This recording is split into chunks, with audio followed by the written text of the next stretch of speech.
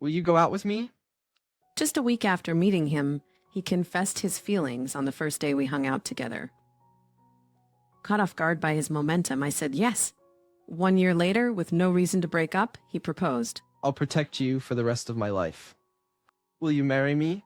It was such a joyful phrase, but in retrospect, given his profession, he might have been accustomed to saying it. My name is Melissa. I am a 30-year-old office worker.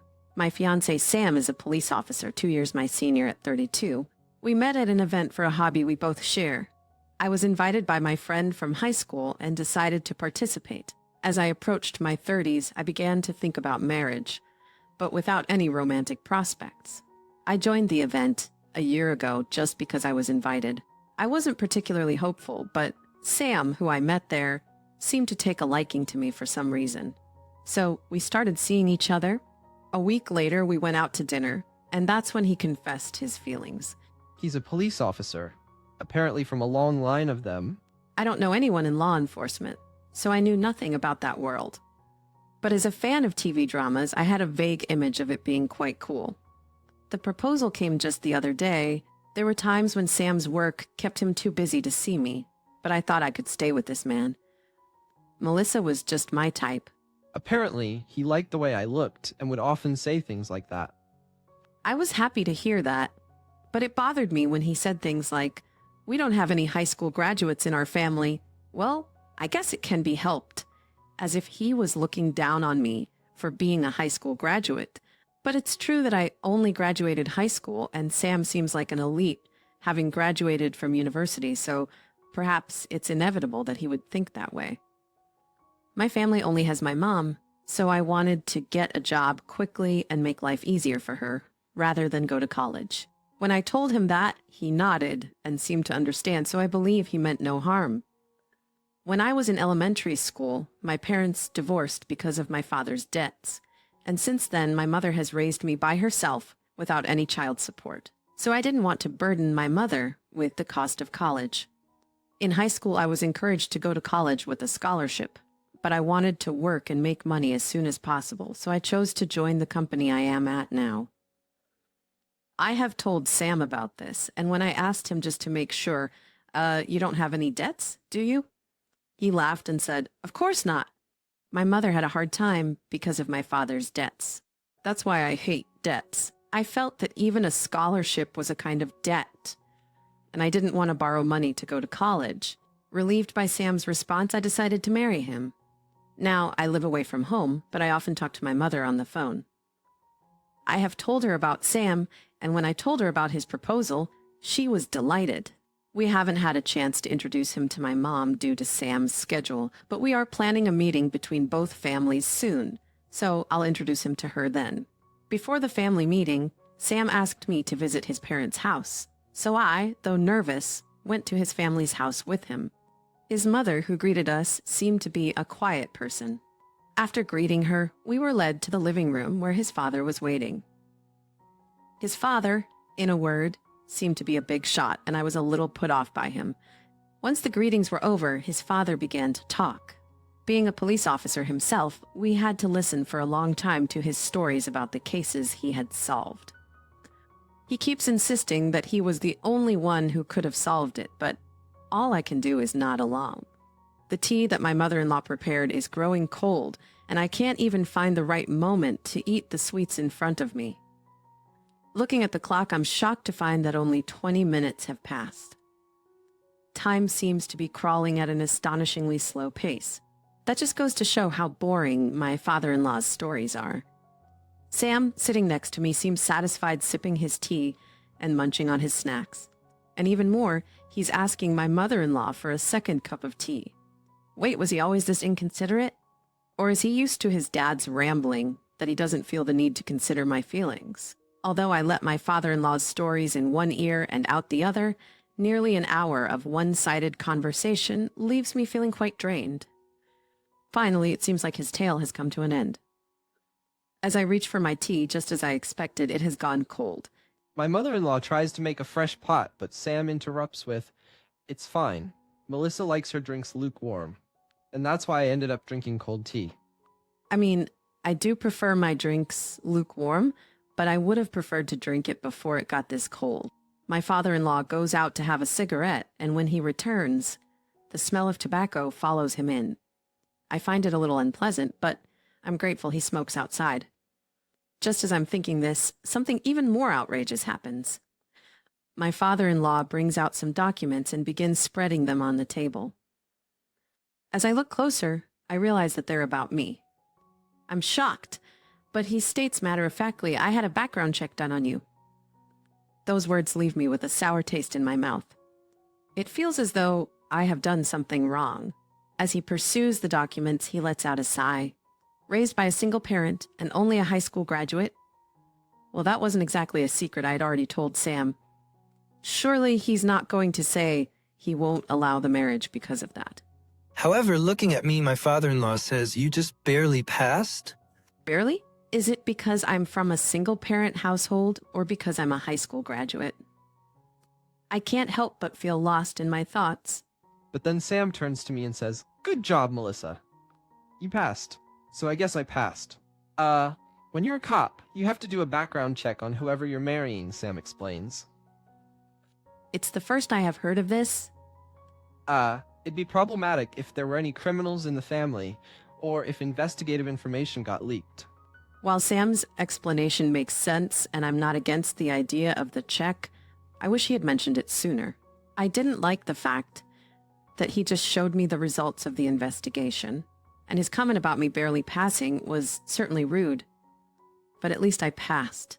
I guess I won't have to go through this again. With that thought, I switch gears. As we wrap up the visit, Sam offers to drive me home. I ask him to drop me off at my mom's place.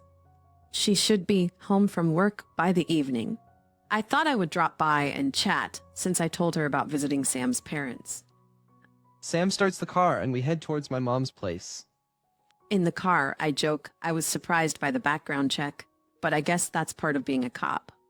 Maybe I should do a background check on you, Sam, just for fun. He laughs and says, "Go ahead. There's nothing you'll find about me. Go ahead. You won't find anything about me." As we were talking, we got close to my parents' house. I sent my mom a message saying we'd be there soon. She kindly came out to the entrance of the apartment to greet us. Sam greeted my mom. Since there was no place to park the car, he left after a quick greeting. I went inside and told my mom about the day's events. She was surprised about the background check, but she said, "It must be tough being a cop, but I don't really like their methods." Then my mom said, "That guy, he has a fancy car and he looks well off, but do cops make that much money? He doesn't have any debt, right?" I'm not exactly sure about Sam's salary, but he seems like an elite among the police, so I suppose it's decent. My father had accumulated debt, which led to their divorce. When I mentioned this, my mother simply said, "Ah, I see." A month later, I arranged to meet my mom at the nearest station to head to a restaurant that Sam's family frequents for our families to meet. A 10-minute bus ride from the station, we arrived at a rather fancy restaurant. Already there were Sam and his parents. Upon greeting them, my future father-in-law started off with, "Oh, we have been waiting." This is your first time in a place like this, isn't it? It must have been hard getting here without a car. He had a tone that could only be taken as snide. There was something I had to tell them today. But as I was pondering over how to put it, my future father-in-law started bragging about something again. I put up with it for about 10 minutes, but then I gathered my courage and opened my mouth. Excuse me. At this, my future father-in-law immediately looked displeased. What is it? It's rude to interrupt when someone is speaking. Don't you have any manners? I was about to retort that the one who lacks manners is the one who endlessly talks about things no one is interested in. But I swallowed my words and took a deep breath. I'm sorry, but I would like to reconsider this marriage. When I managed to say that, Sam looked surprised and turned to me. I thought I would marry Sam, but I want to rethink. "Melissa, what do you mean?" A flustered Sam glanced back and forth between me and his father. "Is it because of the background check my dad did the other day?" I shook my head. The background check itself is not a big deal. "Then it's about my dad's attitude." "I agree, it's inappropriate. It's rude to talk about the results of a background check like this, and it must have been torture listening to his bragging all the time, right?" When Sam said that, I couldn't help but chuckle. You understand well, but why didn't you stand up for me at that time? At this, Sam seemed at a loss for words. His father was glaring at Sam in silence. That's part of it, but that's not the main issue. Sam, you lied to me. Sam, who had been flustered, froze for a moment. Lead? You mean about me dating 2 girls at once? But it's different. I've already been dumped by the other girl. I only have eyes for you, Melissa. Believe me. Hearing Sam suddenly expose himself like that, this time I was the one who was frozen. Dating 2 girls at once? From what he's saying, he was dating 2 girls, got dumped by one of them, and decided to marry me? I was momentarily confused, but that must be it. I never expected I was being 2-timed. My father-in-law continued to glare at Sam while my mother-in-law looked at us in shock. I couldn't bear to look at my own mother's face. I'm sure it was a picture of rage. I pulled out a document from my bag and handed it to Sam. Sam, looking utterly baffled, took the document. That's the reason we can't get married. As I said that and tried to leave the restaurant with my mother, my father-in-law started shouting angrily. Wait a minute, what's going on? Are you making fun of my son? We could sue you for unilaterally calling off the engagement, but you couldn't pay the compensation. We have given our blessing to this marriage because Sam likes you despite you being a high school graduate and raised by a single parent. What's your problem? You're incredibly rude. Is this how you were raised? The words ignited my anger. I was about to retort, but my mother stopped me. When my mother spoke so clearly, my father-in-law looked taken aback.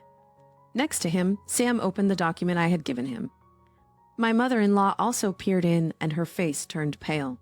My father-in-law, however, continued to yell at me. What is this document? If you're marrying into a distinguished family like ours, you should be able to tolerate a little bit of 2-timing. If you have a problem, speak up. I had just found out about the 2-timing here, but that wasn't the reason I had mentioned. Does this man not listen to what people say? Moreover, I don't want to become a daughter-in-law to a person who can proudly call himself a member of a distinguished family. This is a restaurant, and the customers around us have been staring for a while. I want to leave as soon as possible because it's embarrassing, even though I'm never coming here again, but it seems like I can't leave unless I explain. I speak up, calm but firmly. I thought it would be inappropriate to say it here, with everyone watching, so I was just going to hand over the document. But it seems that won't suffice. Excuse me. But this isn't a unilateral cancellation of the engagement, and I'd appreciate it if you stopped ridiculing my daughter. When my mother spoke so clearly, my father-in-law looked taken aback. Next to him, Sam opened the document I had given him. My mother-in-law also peered in, and her face turned pale. My father-in-law, however, continued to yell at me. What is this document? If you're marrying into a distinguished family like ours, you should be able to tolerate a little bit of 2-timing. If you have a problem, speak up. I had just found out about the 2-timing here, but that wasn't the reason I had mentioned. Does this man not listen to what people say? Moreover, I don't want to become a daughter-in-law to a person who can proudly call himself a member of a distinguished family. This is a restaurant, and the customers around us have been staring for a while.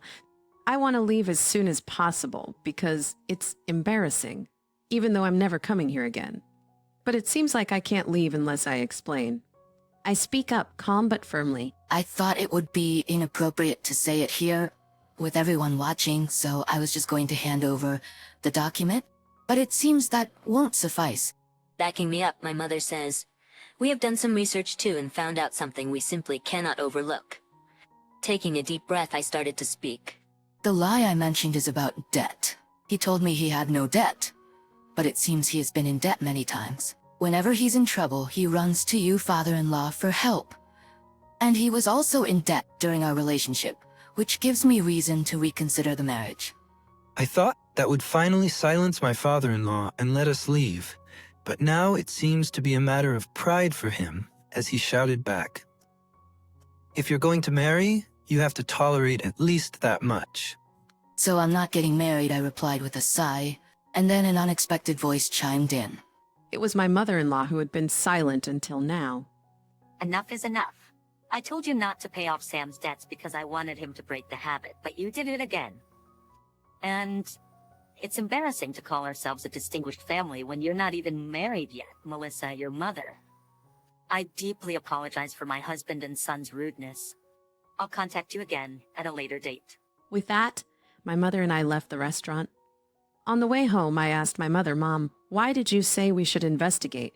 My mother laughed and said, "Maybe it's a woman's intuition."